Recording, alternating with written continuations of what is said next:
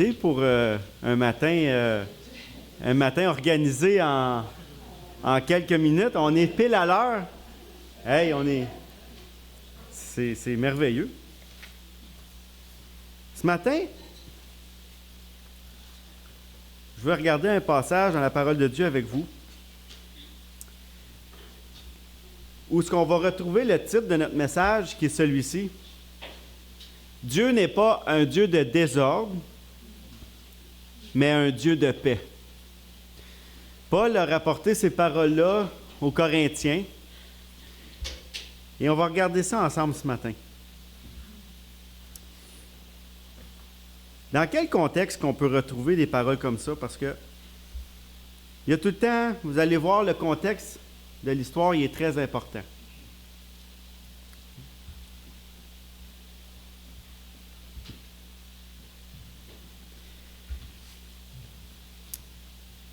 Il faut tout le temps se demander qu'est-ce que Dieu veut nous dire à travers de sa parole quand on la lit. Hein? On ne fait pas juste lire pour lire, vous savez. On doit se poser des questions, c'est normal ça. Même c'est très bien de se poser des questions en lisant la parole de Dieu. Mais très souvent, on va négliger de bien comprendre le contexte de ce qu'on lit. Et si on veut avoir la meilleure interprétation de ce qu'on lit, on doit s'appuyer fermement sur la parole de Dieu. Comment est-ce qu'on fait ça, s'appuyer fermement sur la parole de Dieu? On doit tenir compte de bien des facteurs.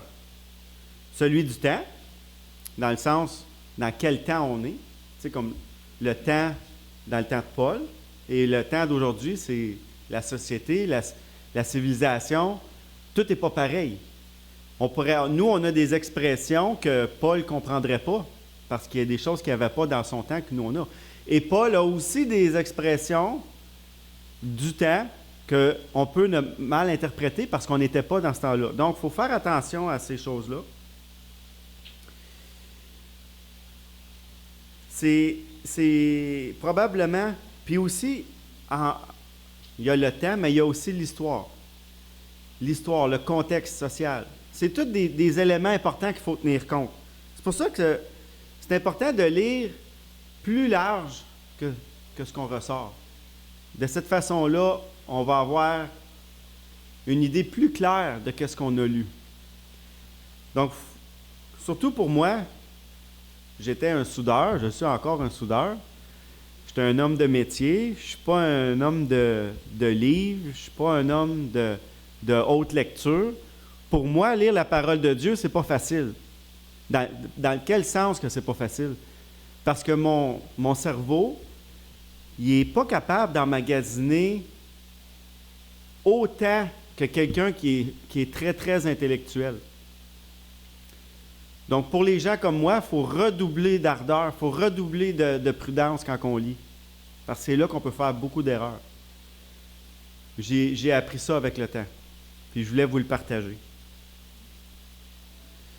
Puis c'est pour cette raison-là aussi que Dieu établit des autorités dans notre société. Puis c'est pour ça qu'il dit aussi dans sa parole que les autorités, ceux qui sont placés en position plus élevée, ceux qui annoncent la parole de Dieu, ceux qui jugent, on va être jugé plus sévèrement. Parce qu'on livre un message. Puis si on ne livre pas le bon message, c'est possible qu'on fasse des graves erreurs. Qu'est-ce que Paul veut nous dire dans le contexte de l'Église de Corinthe?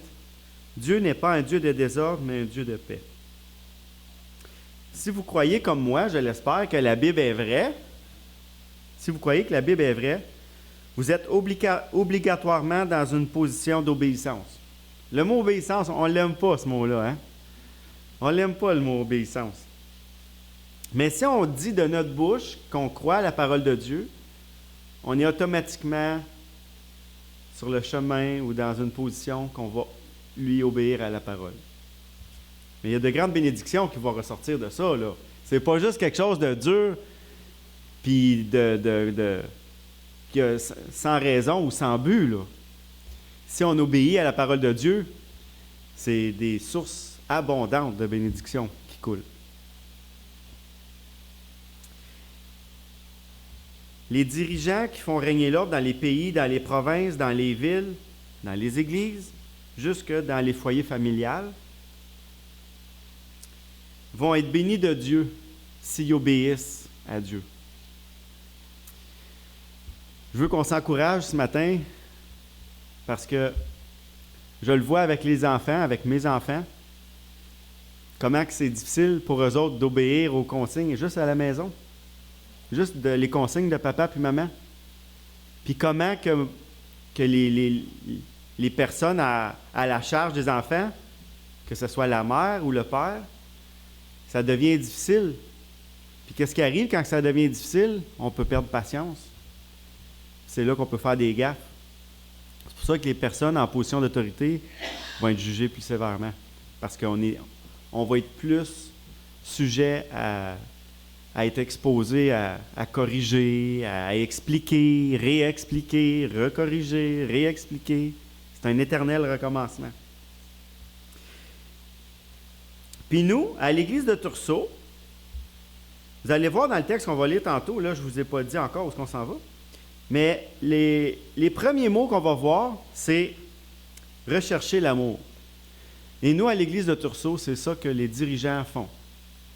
On veut chercher l'amour pour que l'Assemblée du Seigneur Jésus à Tursault puisse marcher dans la volonté de Dieu, dans les voies de Dieu, pour annoncer sa parole et être béni. Ce n'est pas juste un travail que Dieu nous confie, c'est aussi une grande bénédiction. Et pour ça, il faut regarder à sa parole. Et marcher de mieux en mieux dans la paix. Parce qu'il dit qu'il n'est pas un Dieu de désordre, mais un Dieu de paix.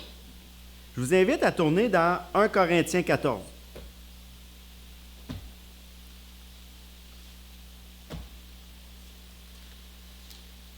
Paul, c'est un homme que Dieu a grandement béni. On va regarder les versets 1 à 34.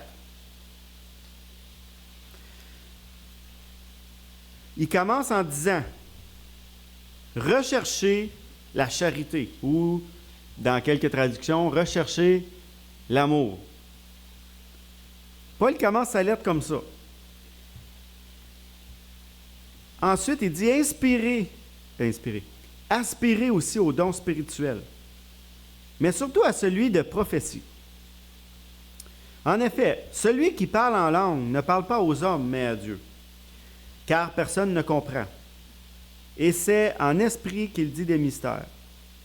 Celui qui prophétise, au contraire, parle aux hommes, il édifie, il exhorte, il console. Celui qui parle en langue s'édifie lui-même. Celui qui prophétise édifie l'Église. Je désire que vous parliez tous en langue, mais plus encore que vous prophétisiez. Celui qui prophétise est plus grand que celui qui parle en langue, à moins que ce dernier n'interprète pour l'Église et reçoive l'édification. Paul, ici, il pose une question ensuite, au verset 6. Et maintenant, frères, de quelle utilité vous serais-je si je venais à vous parlant en langue et si je ne vous parlais pas par révélation, connaissance, prophétie ou encore par doctrine? Paul pose la question. De quelle utilité vous serais-je? Et Paul, il répond à la question. Savez-vous pourquoi j'aime beaucoup l'apôtre Paul? Vous avez remarqué que ceux qui nous suivent depuis un an ou deux, je retombe souvent sur Paul. Parce que Paul, c'est tellement facile à comprendre et à expliquer ce qu'il dit. Je suis sûr que c'est un Québécois dans l'âme. Ou c'est moi qui n'est pas normal, là. Si les objets inanimés rendent un son, OK, là, vous allez voir de quoi ce que Paul il veut dire. Comme la flûte, la harpe, qui rendent des sons distincts. Si je mets deux gars en avant ici, un qui joue de la flûte et un qui joue de la harpe, est-ce que vous allez être capable de dire, bien, lui, il joue de la flûte, puis lui, il joue de la harpe? Hein? C'est distinct, c'est clair, Et si la trompette rend un son confus, qui se préparera au combat? De même, vous, si par la langue, vous ne donnez pas une parole distincte, comment saura-t-on ce que vous dites? Car vous parlerez en l'air. Quelque nombreuses que puissent être dans le monde les diverses langues, il n'y en a aucune, puis j'attire votre attention ici, là, très important, il n'y en a aucune qui ne soit une langue intelligible. C'est clair, là, ce que Paul dit, là. Si donc je ne connais pas le sens de la langue, je serai semblable à un barbare qui parle. Pour celui qui parle. Et celui qui parle sera un barbare pour moi. Hey, Paul, il n'est pas doux, là. Là, imaginez, il parle aux Corinthiens, puis il les corrige, là. Paul il est en train de corriger les Corinthiens. De même, vous, puisque vous aspirez aux dons spirituels, que ce soit pour l'édification de l'Église, que vous cherchiez à en posséder abondamment. Il dit, bon, vous cherchez les dons, vous voulez avoir des dons, mais regardez ce qui suit. Paul y explique concrètement. C'est pourquoi celui qui parle en langue prie pour avoir le don d'interpréter. À l'exemple, je vous donne un exemple. Moi, je m'en vais en Chine. Moi, je parle français, puis je baragouine l'anglais. OK? Je me débrouille en anglais. Puis là, je suis devant un homme ou une femme que le Seigneur a préparé le cœur pour recevoir l'Évangile. Puis là, moi, je me dis, comment je vais faire pour que cette personne-là me comprenne?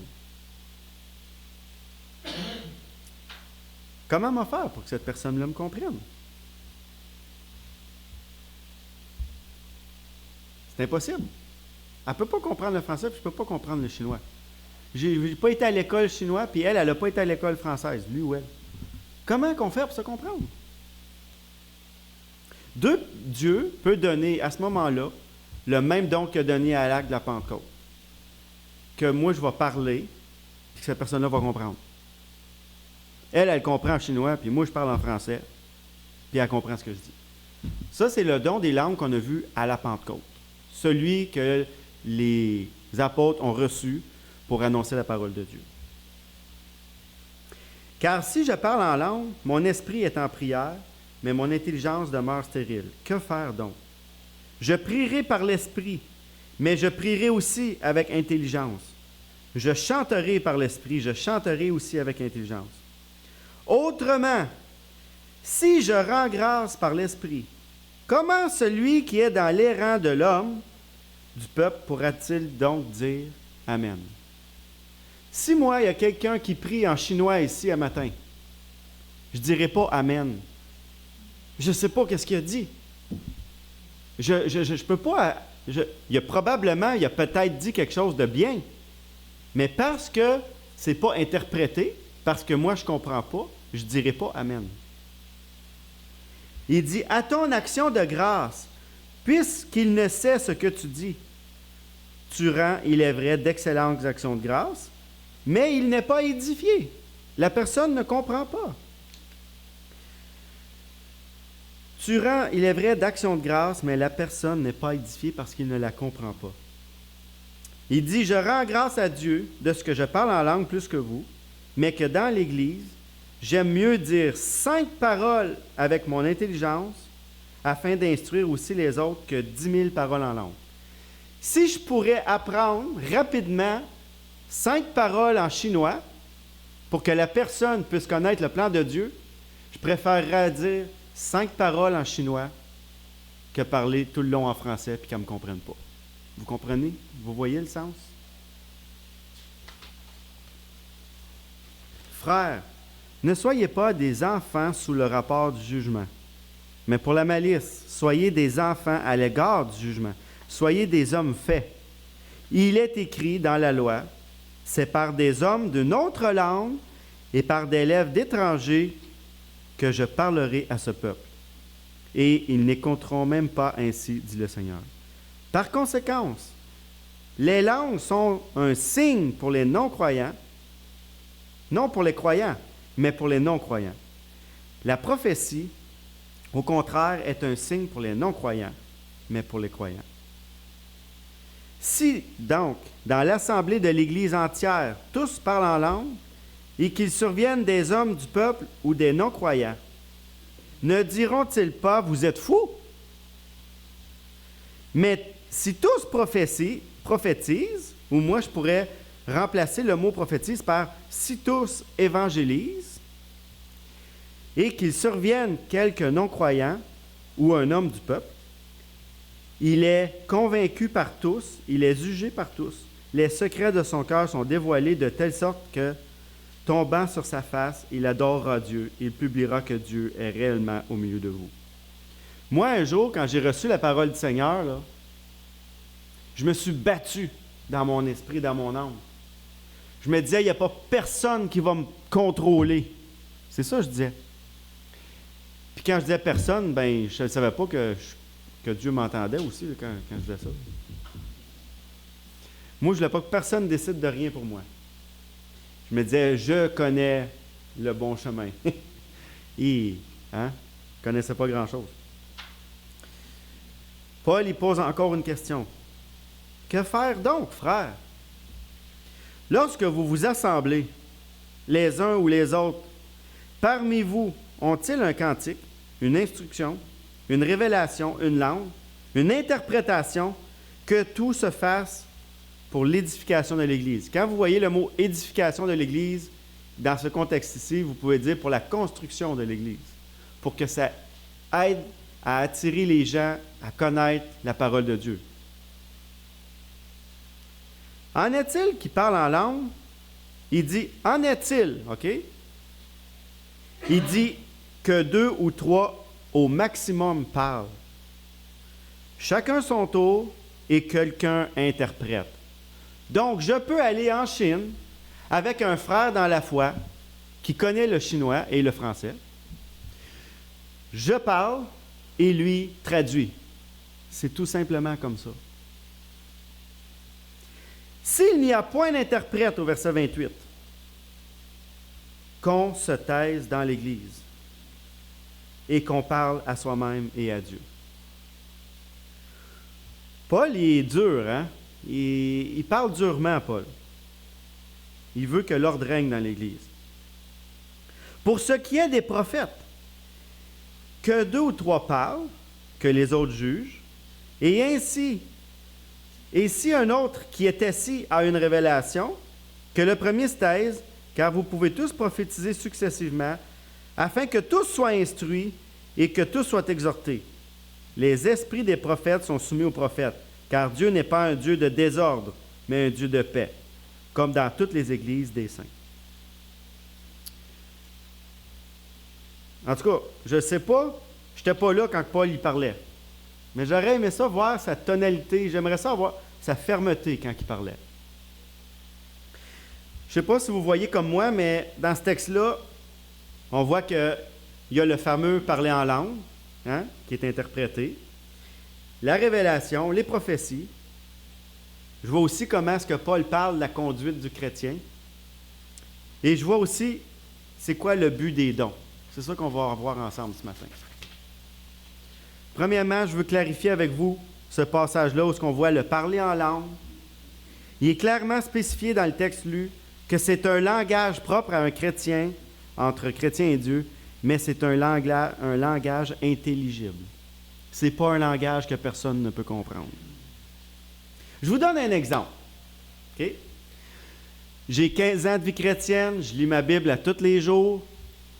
J'ai dans ma tête, à tous les jours, quand je travaille, quand je parle, peu importe ce que je fais, je pense à des choses que j'ai apprises dans la parole de Dieu. OK? Je pense à Abraham, je pense à Noé, je pense à Jésus qui a marché sur l'eau. Je vous donne un exemple. On est dans un temps de louange ou dans une réunion de prière, puis je vais prier comme ça, OK? Seigneur mon Dieu, je te prie pour le salut des âmes perdues, qui se dirigent vers la fosse dans l'abîme éternel. où il y a des pleurs et des grincements de dents, là où la bête et le faux prophète sont destinés.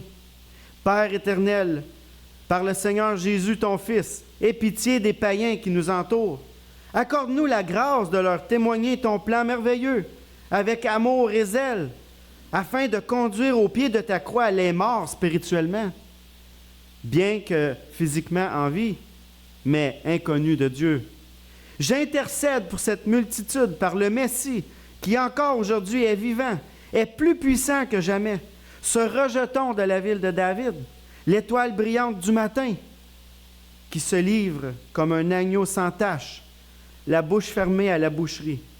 C'est par cette pierre précieuse qu'ont rejeté les hommes, dont laquelle est devenue la principale de l'angle, sur laquelle il bâtit son Église, comme annoncé. Pardonne, Seigneur, aie pitié de nos familles, de notre monde qui répand ta grâce sur ta créature. Hey, moi je dis ça là, en avant de quelqu'un qui ne connaît pas Dieu, pas en tout, OK? Il va dire, il est fou ce gars-là. Il dit, il est malade. J'ai rien compris de ce qu'il a dit. Hey, savez-vous quoi? J'ai parlé en langue. J'ai parlé en langue. J'ai parlé de choses qui sont inconnues aux gens qui ne connaissent pas Dieu. J'ai pris à peu près comme... je pense que j'ai quasiment pris les 66 livres, là. J'ai dit des petits bouts de tous les livres. J'ai pris des petits bouts de partout, puis j'ai fait une prière avec. Quelqu'un qui ne connaît pas Dieu va dire, il est fou. Parce que même si cette personne-là parle français, puis je parle français, le contenu de mes paroles est incompréhensible pour cette personne-là. C'est qui l'étoile du matin? C'est qui la pierre précieuse? C'est qui les hommes perdus? C'est qui? C'est quoi? C'est qui? C'est quoi? Tout le long, la personne pourrait dire, c'est qui? C'est quoi? De quoi qu'il parle? C'est ça, parler en langue. Ce n'est pas du charabia que personne ne peut comprendre. C'est clairement cité dans le texte. Paul le dit, c'est une langue intelligible que quelqu'un peut traduire. Là, quelqu'un pourrait être à côté de moi puis dire, bon, là, mon frère Carl, dans ton élan, peux-tu me laisser expliquer aux gens qui sont ici qu'est-ce que tu veux dire? Et là, la personne pourrait dire, puis elle parle français aussi, écoutez, je vais vous expliquer ce que Carl vient de dire.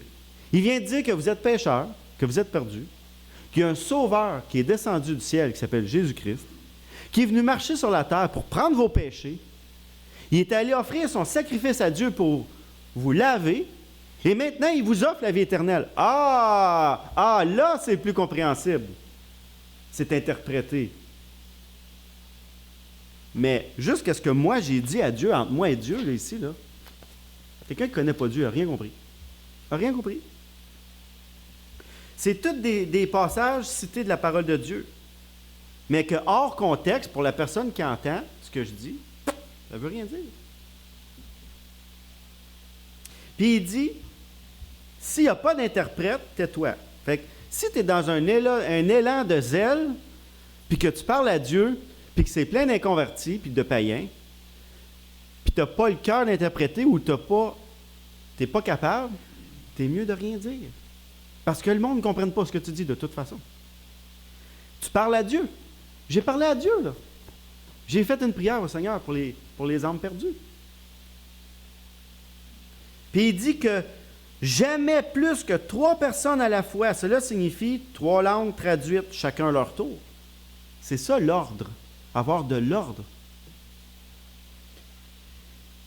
C'est dit que si tu ne comprends pas ce que ton frère dit, ne dis pas Amen. C'est dit au début du texte que c'est un langage entre toi et Dieu. Dans ta langue, soit le français, soit l'anglais, peu importe ta langue, mais ce sont des mots que Dieu comprend.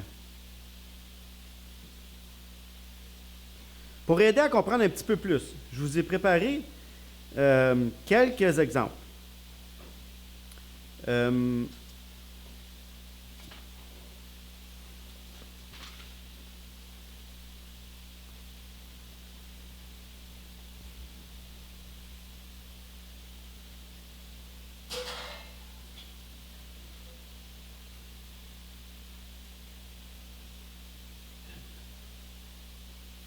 Le premier exemple, j'en ai préparé 2. C'est un médecin qui parle avec un autre médecin. OK? Imaginez-vous deux médecins ensemble qui sont en avant de vous dans la salle d'attente. Vous êtes assis. Vous êtes là, vous attendez votre tour. Il y a deux médecins qui sortent dans le corridor. Puis là, ils commencent à parler. OK? Puis là, vous essayez d'écouter ce qu'il dit. Puis vous êtes français, puis ils parlent français, là, les médecins. Là, OK? Puis là, vous essayez de comprendre ce qu'il dit. Là. Puis là, tu te demandes, tu es assis souvent, il parle-tu d'une maladie? Parce qu'ils sortent des mots longs de même, là, en français. Ils parlent-tu d'une partie du corps, là? Ils vont-tu y arracher une partie du corps? Ils vont-tu l'opérer? Finalement, là, ils ont parlé peut-être 2 minutes, là, puis tu n'as rien compris de ce que les deux médecins ils ont dit. Pourtant, ils parlaient français, mais ils parlaient dans leur langue de médecin. Un autre exemple. Vous avez déjà vu des charpentiers menuisiers construire des maisons? Hein? Monter des murs, comme on dit si bien? Je pourrais vous sortir des termes, là. Vous diriez de quoi qu'ils parlent? Bien, je parle d'une partie de la maison. Je vous donne un exemple concret, OK? Les murs sont montés. Là, les fermes de toit arrivent. OK? Les gars, ils disent « Pogne la première trosse, emmène-moi la trosse 28. Place ça à 16 pouces. » Puis là, il arrive au bout, puis il dit « Emmène-moi la dernière trosse, emmène-moi l'échelle après. » Tu vas dire « Emmène-moi l'échelle. L'échelle, c'est pour monter. C'est pour aller... c'est pour accoter l'échelle sur le mur puis monter. Pourquoi il veut qu'il emmène l'échelle? Il est déjà sur le toit, le gars. Là, toi, t'es là puis tu regardes, puis tu écoutes, puis tu comprends rien. Pourtant, ils parlent français. Parce que tu ne comprends pas leur langage de menuisier, de charpentier. L'échelle qui parle, là, savez-vous c'est quoi? Quand tu as une ferme de toit comme ça, OK? La dernière trosse est 4 pouces et demi plus petite parce qu'ils mettent ce qu'on appelle l'échelle. C'est des 2 par 4 mis sur l'autre sens pour avoir une corniche. Sinon, il y a des maisons, il n'y aurait pas de corniche au bout. Il y aurait juste la corniche en avant et en arrière. Il n'y en aurait pas sur les côtés. Donc, il y a des échelles après votre maison si vos toits sont comme ça. Voyez-vous, qu'est-ce qu'on veut dire par parler en langue? Parler en langue, là, c'est... Là, je vous donne l'exemple. Je finis avec l'exemple de 2 chrétiens, OK? Mais là, vous êtes plusieurs, là, j'espère.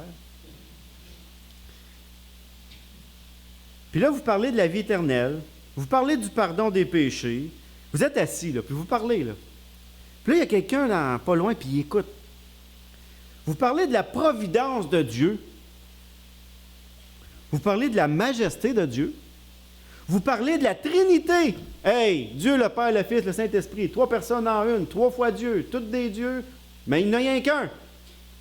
Hey, le gars qui est assis là va dire, il est malade, lui. Vous parlez des doctrines de Dieu. Vous parlez des prophéties de Jérémie, de Daniel, de Ézéchiel. Vous parlez des histoires comme David et Goliath. Ben oui, le petit David en avant d'un géant, puis il l'a jeté à terre. Ben oui, il ne comprend pas, le gars, là. Vous parlez de Jésus qui a marché sur l'eau. Hey, le monde va rire. Ils vont dire, ben oui, il faisait moins 40, c'est pour ça qu'il a marché sur l'eau.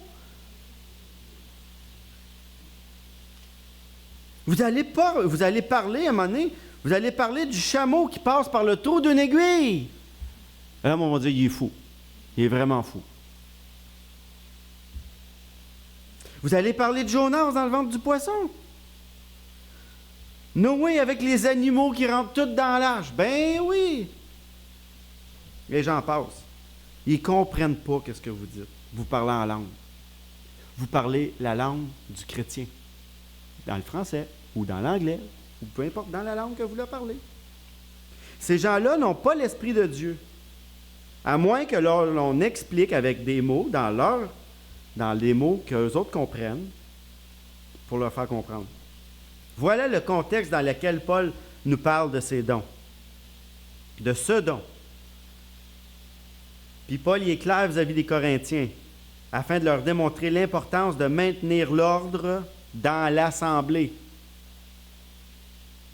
Ensuite, il parle des révélations et des prophéties. Il ne faut pas oublier qu'au moment où ce que Paul il parle aux Corinthiens puis qu'il écrit sa lettre, il n'a pas accès aux 66 livres comme nous autres. Il n'est pas encore tout écrit, ils ne sont pas encore tous rassemblés ensemble, il n'y a pas tout. La révélation n'est pas complète à ce moment-là. C'est pour cette raison que Dieu a permis, il a établi des prophètes qui révélaient les choses au peuple. Qu'est-ce qu'on fait, nous, aujourd'hui, avec la parole de Dieu? On révèle des choses au peuple. Mais Dieu n'a pas besoin de nous inspirer. On l'a ici. Mais oui, il va nous inspirer pour qu'on comprenne ce qui est écrit. Aujourd'hui, lorsque vous lisez la parole de Dieu, entre la Genèse et l'Apocalypse, vous détenez la révélation complète de Dieu. Elle est complète. Pour l'homme, tel que dit dans les derniers mots de l'Apocalypse, dans les versets 22, dans le chapitre 22, les versets 19-20, Jean dit clairement de ne rien ajouter. La révélation, elle est complète. Donc, plus besoin de prophète, Dieu parle par la Bible. La parfaite et complète parole de Dieu que nous avons entre les mains. Quel privilège! Révélation, oui! Ouvrez la Bible pour lire. Demandez à Dieu de vous éclairer, de vous inspirer. Humiliez-vous devant Dieu. Demandez-lui de l'aide. Et assurément, quelqu'un, quand je dis quelqu'un, je parle vraiment d'un enfant de Dieu. Il s'humilie, puis il demande au Seigneur de l'aider à comprendre ce qu'il lit. Dieu va l'aider. Dieu va l'aider. Divinement, les humbles de cœur, Dieu va permettre qu'ils comprennent des grandes choses dans la parole de Dieu. Dans tous les domaines tels que la sagesse, que le pardon. On ne connaît pas grand-chose à la sagesse. On ne connaît pas grand-chose au pardon, je vous le dis. On ne connaît pas grand-chose à l'amour. On ne connaît pas grand-chose à la patience.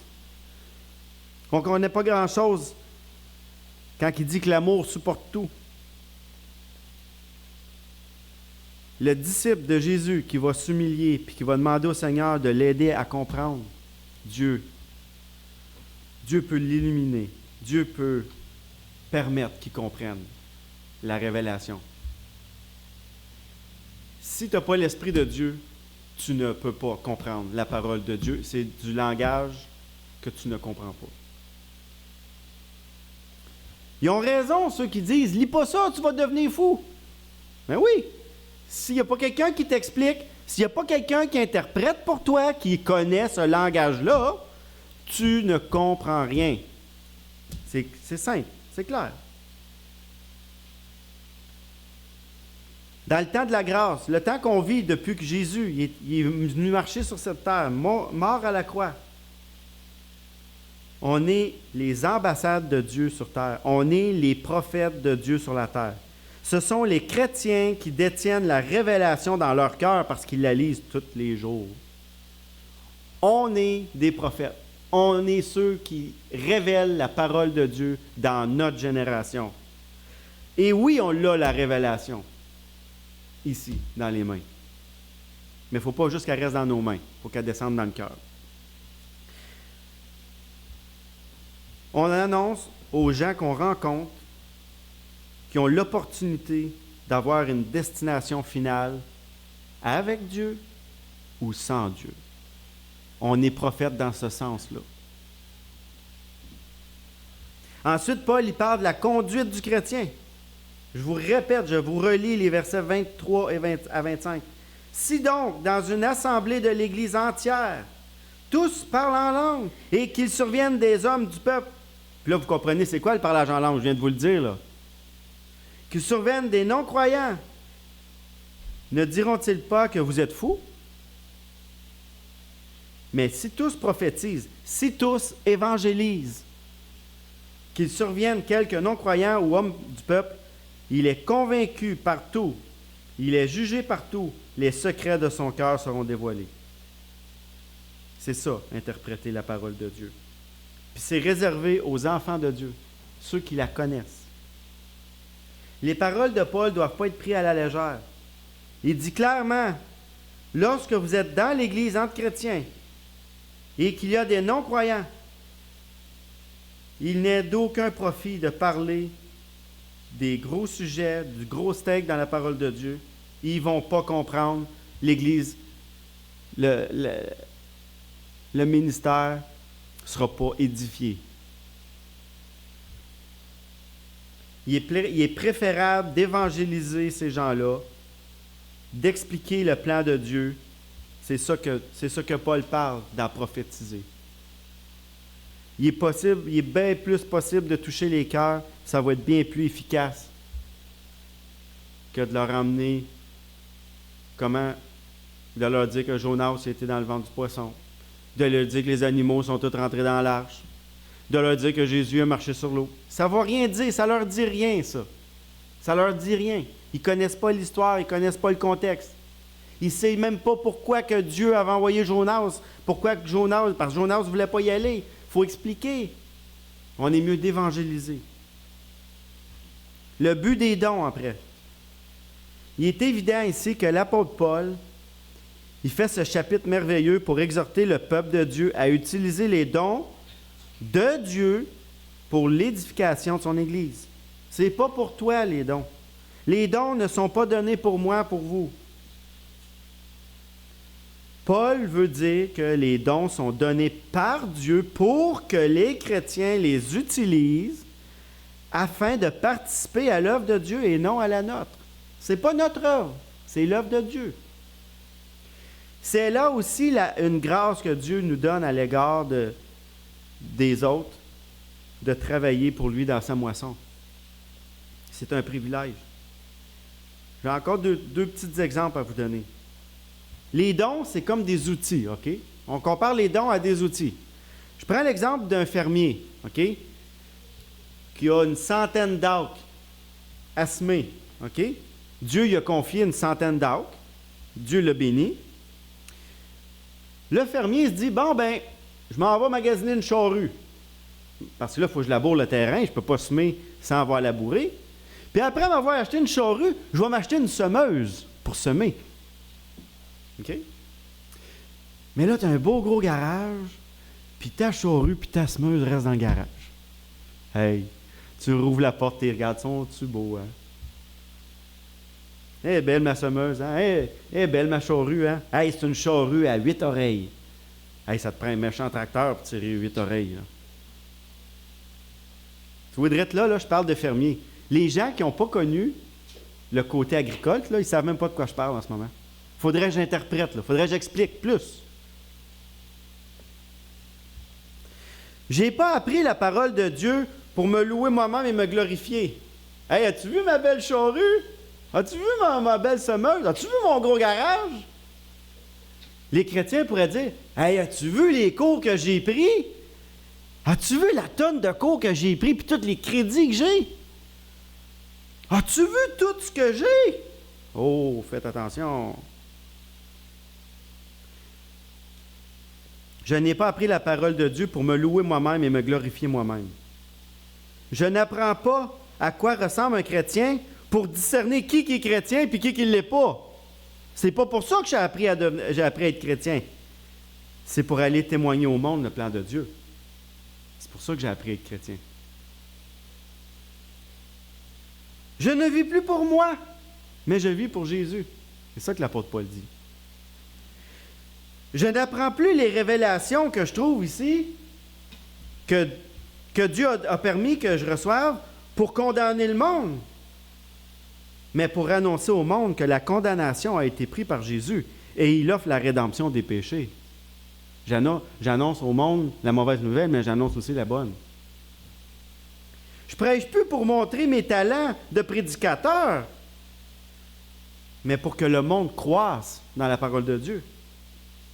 Je ne chante pas pour montrer mon talent de chanteur. Mais là c'est pas un bon exemple parce que je ne chante pas, puis je ne suis pas un chanteur. Mais c'est pour conduire les gens dans la louange. Je ne fais pas le ménage dans l'Église pour montrer comment je suis bon pour faire le ménage. Je fais le ménage pour que le temple soit propre. Voyez-vous la différence? Je nourris pas les pauvres pour leur montrer mes talents culinaires parce que je suis un bon cook. J'ai nourri pour leur offrir de la nourriture pour qu'ils mangent. Ton don, il n'est pas pour toi. Vante-toi jamais de ton don. Premièrement, ce n'est pas ton don, mais c'est le don de Dieu qui t'a prêté pour le mettre à l'œuvre. Fait que vante-toi jamais de tes dons. Jamais. Jamais, jamais, jamais. Quand je prie, comme la prière que j'ai faite au début, là, quand je prie avec mon cœur comme ça, c'est pas pour montrer au monde que je suis capable de faire des belles prières. C'est pour que les gens autour puissent connaître le Seigneur que je fais ça. On peut continuer comme ça longtemps. Je pourrais énumérer tous les dons, puis je ne les connais pas tous. Vous les avez reçus, ils ne sont pas pour vous autres. Glorifiez-vous pas de ça. Utilisez-les pour que Dieu soit glorifié. Utilisez-les. Laissez pas votre Bible dans le tiroir. Là, j'ai pris l'exemple d'une charrue, d'une semeuse, puis d'un gros garage. Mais là, je vous dis, la parole de Dieu qui est dans la Bible, laissez-la pas dans le tiroir. Ça sera pas ni notre savoir, ni notre apparence pieuse. Ça ne sera pas nos mots spirituels, comme on a l'habitude, les chrétiens, de parler entre nous autres, ni nos dons qui vont faire la différence dans notre société. C'est l'amour qu'on a reçu de Dieu dans nos vies pour la déverser doucement et fermement dans le cœur des autres autour de nous autres. C'est ça. C'est ça qu'on est supposé de faire. Pas essayer de montrer qu'on est bon. Puis surtout pas le dire. N'essayons pas de nous montrer spirituels. Ça ne sert à rien. Là, vous allez essayer de montrer que vous êtes bon. Prions, lisons la parole de Dieu, pardonnons, c'est ça qu'il faut faire. C'est dur de travailler le champ. C'est dur de pardonner. Mais c'est ça qu'il faut faire. Il ne faut pas juste le dire. Parlons franchement. Soyons sobres en toutes choses. Pas d'excès. Même trop d'eau. Savez-vous que boire trop d'eau, c'est pas bon? C'est vrai. Même boire trop d'eau, c'est pas bon. Pourtant, l'eau, c'est vital. C'est l'affaire la plus importante à boire dans la vie. Ça nettoie les reins, ça balance ton système, ça fait du bien quand tu as chaud, quand tu travailles fort. Mais trop d'eau, c'est pas bon. Soyez sobres. Essayez pas, en avant des païens ou du monde qui ne connaissent pas Dieu, de vous montrer spirituel, bien bon puis bien fort. C'est pas ça que Dieu veut que tu fasses. Il veut que tu témoignes son amour. Cherche dans ta vie la gloire de Dieu. C'est simple comme ça. Sois simple d'esprit. Ce n'est pas une transformation d'apparence que Dieu a faite avec toi. C'est dans ton cœur. Puis si c'est le fait dans ton cœur, ça va paraître. Aspire pas à avoir des dons. Aspire à servir Dieu avec les dons que tu as reçus. Ah, là. On se dit chrétien, on doit l'être. Pas juste avoir l'air. Être chrétien, comme l'apôtre Paul, il dit dans son message, ça commence par chercher l'amour. Chercher l'amour. Lorsqu'il dit aspirer aux dons spirituels, c'est dans le but d'annoncer, de prophétiser la bonne nouvelle. Il met l'accent sur le fait de parler aux hommes et non le don des langues qu'ils ne comprennent pas. S'il n'est pas bien reçu ou pas bien interprété. Il dit bien si, l'apôtre Paul. Demandons par la prière au Seigneur de nous aider à utiliser notre vie à son service. Votre vie, c'est déjà votre personne entière. Vous êtes déjà un instrument dans les mains de Dieu, premièrement. Il faut demander à Dieu de nous montrer comment le laisser nous utiliser. Parce que souvent, on met des freins.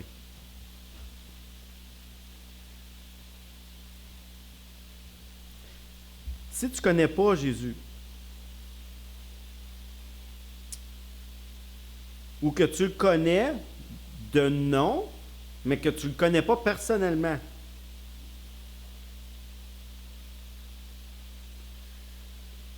que tu n'es pas certain de ce que tu as entendu de Dieu, que c'est vrai. Sa puissance à pardonner, son cadeau, la vie éternelle. Sache que tout simplement, en quelques mots, comme Paul le dit, j'ai essayé de faire ce que Paul dit, je n'ai pas réussi en 5 mots, par exemple. Là. Il dit, sache que Dieu te dit, repens-toi et suis-moi. C'est simple comme ça. C'est ça le message de l'Évangile. Repens-toi et suis-moi. Repens-toi et retourne avant comme tu faisais avant. C'est pas vrai, ça. Ça, c'est en apparence. C'est pas dans le cœur. Arrête de te battre contre l'incrédulité et crois. Tout simplement. Si tu es déjà son enfant ce matin, mais que tu as le cou raide un peu, tu sais là, t'écoutes pas. Sache que la crainte de Dieu est le commencement de la sagesse. Si tu veux plaire à Dieu, Dieu va te bénir. Mais si tu veux juste avoir le salut, la vie éternelle, puis après ça, continuer à faire ce que tu faisais avant, les bénédictions vont être comme ça. Le chrétien grandit avec le pardon. C'est ça l'affaire la plus dure à faire. Mais en plus de le mettre en pratique, savez-vous qu'est-ce qu'il faut qu'il fasse, le chrétien? Il faut qu'il l'annonce. Fait que comment tu veux l'annoncer si tu ne le mets même pas en pratique puis si tu y crois même pas? C'est ça être prophète. C'est ça parler en langue. C'est aussi simple que ça. Tu veux servir le Seigneur? Sois simple, prie, lis ta parole, puis demande à Dieu qu'il ouvre des portes. Ça va arriver. Puis Dieu t'a donné des dons. Mais si tu ne le vois pas, le don que Dieu t'a donné, c'est parce que tu es peut-être un petit peu trop haut. Tu te vois peut-être un petit peu trop haut. Redescends un peu, là, puis Dieu va t'ouvrir les yeux, puis tu vas voir que tu as des dons, puis tu vas être capable de les mettre en pratique. Je le sais, ce matin, je suis dur un peu sur vous autres, là. Mais c'est pas moi, hein? C'est tout ça, là, c'est pas moi, c'est Paul. Paul, il était dur avec les Corinthiens. Paul, il était dur avec les Corinthiens parce qu'il y avait du désordre dans l'Église. Moi, je souhaite de tout mon cœur. Ça, c'est moi, là. Ça, c'est pas dans la Bible, là, c'est moi, là. Si je te cite pour 5 ans, 10 ans, 20 ans, 30 ans, 40 ans, je ne sais pas comment le Seigneur va permettre que j'aille de journée. Mais c'est que le petit peu de temps que je te cite, parce que même si je suis là 40 ans, c'est pas long 40 ans dans l'histoire du monde. Dans ma génération, je souhaite de tout mon cœur que le Seigneur m'utilise pour faire la différence. Voir des gens qui vont connaître la parole de Dieu, puis qui vont la vivre. Pas juste la connaître. Il y en a plein qui la connaissent, puis ils ne la vivent pas. Je veux que les gens la connaissent, la vivent et servent le Seigneur. C'est ça que j'ai dans mon cœur. Et je veux qu'il y ait de l'ordre dans l'Église de Tursault. Je veux que ça reste centré sur la parole de Dieu, sobre, pour l'édification, non de mon œuvre, mais de l'œuvre de Dieu. Et je crois fermement que si on marche comme ça, on va être béni. Dieu va bénir notre assemblée. Dieu va nous protéger. Dieu va pourvoir à tout besoin. J'y crois, tout besoin, quel que ce soit. Mais pour ça, si on veut être béni, il faut marcher selon sa parole. Il faut la connaître, il faut la méditer, il faut prier, il faut rester simple d'esprit. C'est ça que l'apôtre Paul il a voulu dire aux Corinthiens, mais je pense qu'il veut nous le dire à nous autres aussi, à Tursault. J'inviterai maintenant... ah non, les annonces, excusez, oui, c'est vrai, là, on a...